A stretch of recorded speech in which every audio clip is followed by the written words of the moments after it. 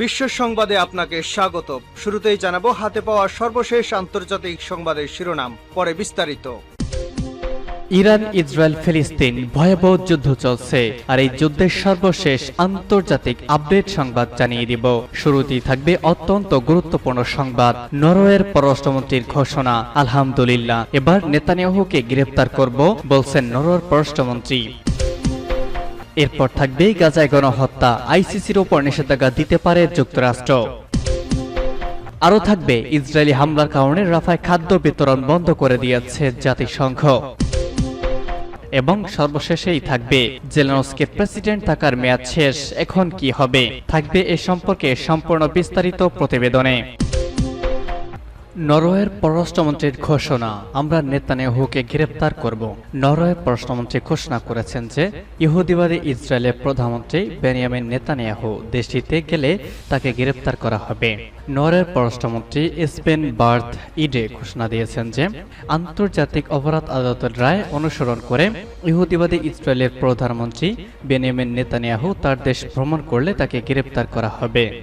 এর আগে ইহুদিবাদী শাসক গোষ্ঠীর 12 টিভি চ্যানেলের ওয়েবসাইট এই বিষয়ে একটি প্রতিবেদনে জানিয়েছিল যে হেগের আন্তর্জাতিক অপরাধ আদালতের 3 বিচারক যদি প্রধানমন্ত্রী বেনিয়ামিন নেতানিয়াহু এবং ইহুদিবাদী শাসক গোষ্ঠীর যুদ্ধমন্ত্রী ইয়োব গ্যালান্টের বিরুদ্ধে গ্রেপ্তারি পরোয়ানা জারি করার বিষয়ে একমত হন, তাহলে এখন থেকে এই দুইজন রোম চুক্তিতে স্বাক্ষরকারী কোনো দেশে ভ্রমণে যেতে পারবেন না।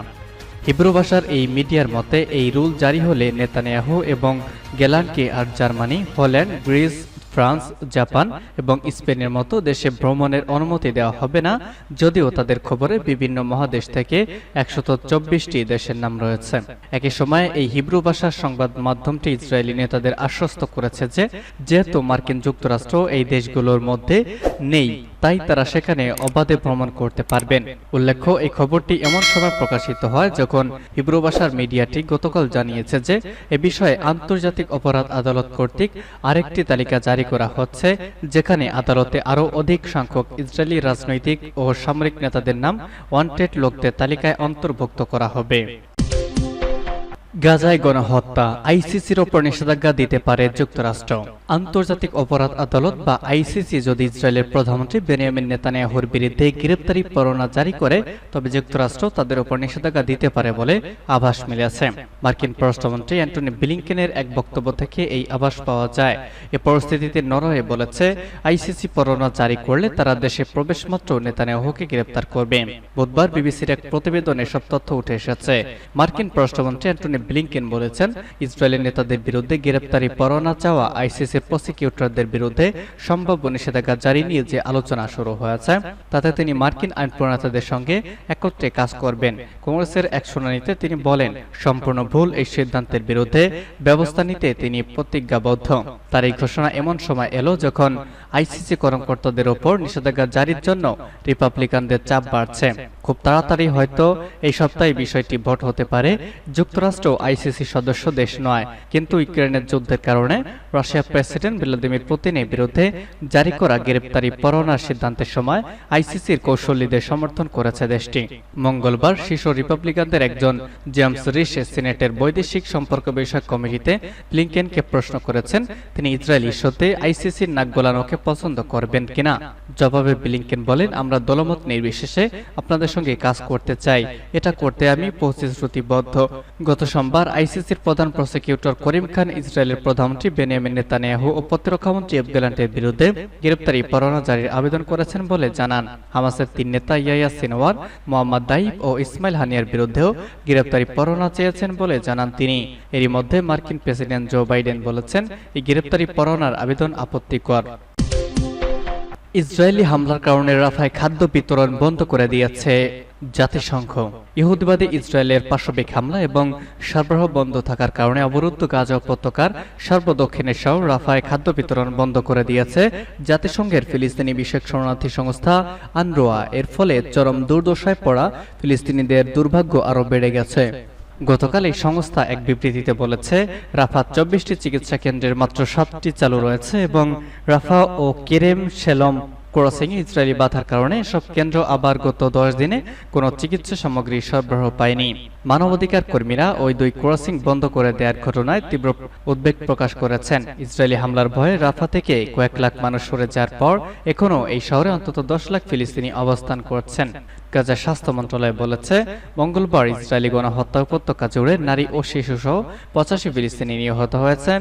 আন্তর্জাতিক উদ্বেগ ও সতর্কতা সত্ত্বেও রাফা শহরে স্থল আগ্রাসন চালাতে বদ্ধপরিকর দখলদার ইসরায়েল।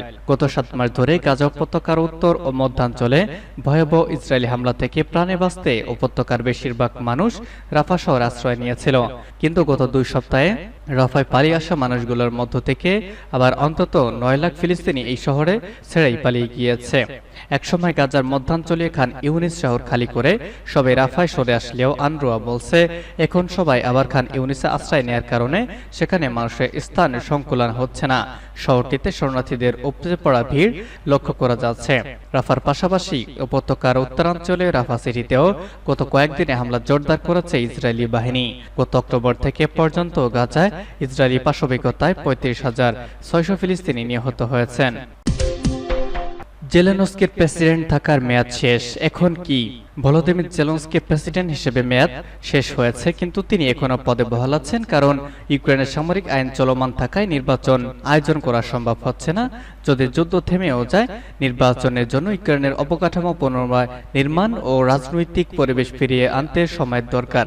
অতি দ্রুত ন্যাটোতেও যোগ দেওয়ার কোনো সম্ভাবনা নেই ইউক্রেনের। গণতন্ত্র দিয়ে রাষ্ট্র হিসেবে ইউক্রেন কতখানি টিকে থাকবে সেটাই এখন প্রশ্ন। রুশ ইউক্রেন চলমান যুদ্ধের অবসান ঘটাতে বর্তমান পরিস্থিতি নিয়ে রুশ প্রেসিডেন্ট ভ্লাদিমির পুতিনের মতামত জানতে চাইলে গত সপ্তাহে তিনি বলেছিলেন, বৈধ নেতাদের সঙ্গে শান্তি চুক্তি করা সম্ভব। ইউক্রেনের আইন প্রণেতাদের প্রতি এই ব্যাপারে যথার্থ পদক্ষেপ নিতে আহ্বান জানিয়েছিলেন তিনি। বর্তমানে ইউক্রেনের নির্বাচনে আয়োজন করা সম্ভব না বলেই সেটিকে দীর্ঘ সময়ের জন্য পিছিয়ে দেওয়ায় জেলেনস্কির এখন একমাত্র বিকল্প, কারণ দেশটিতে রাজনৈতিক পরিবেশ ফিরিয়ে আনতেও সময়ের প্রয়োজন। কিন্তু তারপরেও জেলেনস্কির সামনে নির্বাচনে হেরে যাওয়ার সম্ভাবনাই বেশি বলে মনে হচ্ছে। ধারণা করা হচ্ছে জেলেনস্কির সমর্থকরা তার প্রতি আগ্রহ হারাচ্ছেন। এখন এমন এক রাজনীতিবিদকে তাদের দরকার যিনি লম্বা সময় ক্ষমতায় টিকে থাকতে পারবেন। এ কারণেই মার্কিন পররাষ্ট্রমন্ত্রী অ্যান্টনি ব্লিংকেন নির্বাচন আয়োজনের ব্যাপারে আগ্রহ দেখিয়েছেন। জুনের মাঝামাঝি সুইজারল্যান্ডের বার্গেনস্টনকে ইউক্রেনের জন্য একটি বড় শান্তি সম্মেলন অনুষ্ঠিত হওয়ার কথা। যদি সম্মেলনটি হয়েও থাকে, এটি প্রত্যাশার কতখানি পূরণ করতে পারবে সেটিও একটি বড় প্রশ্ন। সম্মেলনে গ্লোবাল সাউথের অংশ নেওয়ার সম্ভাবনা কম। মার্কিন প্রেসিডেন্ট জো বাইডেনেরও সম্মেলনে অংশ নেওয়ার সম্ভাবনা অনেক কম। কিন্তু প্রভাবশালী দেশগুলোকে পক্ষে টানার জন্য জেলেনস্কির কাছে সম্মেলনটি একটি বড় সুযোগ। এদিকে রুশ সমর্থন নিয়ে চীন নিজস্ব শান্তি পরিকল্পনা বাস্তবায়নের চেষ্টা করে যাচ্ছে, আর অন্যদিকে পশ্চিমারাও দেখিয়ে যাচ্ছে তারা আলোচনার জন্য বসে আছে।